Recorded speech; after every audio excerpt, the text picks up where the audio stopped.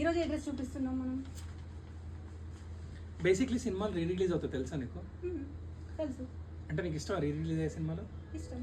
ఒక పని చేద్దాం, ఈరోజు మనం ఇంతకుముందు చేసిన డ్రెస్ని రీ రిలీజ్ అంటే రీ రిలీజ్ కానీ రీక్రియేట్ చేద్దాం. కానీ ఒక కండిషన్, ఆ డ్రెస్ నువ్వు చూడగానే ఫస్ట్ నీ మైండ్లోకి ఏ పాట గుర్తొస్తే ఆ పాట పాడాలి. చలో. సో ఫైనలీ మనం రీక్రియేట్ చేసిన డ్రెస్ వచ్చేసి ఆరెంజ్ స్లబ్ అండి. ఈ డ్రెస్ షాన్విని ఆరెంజ్ దొంగని చేసింది.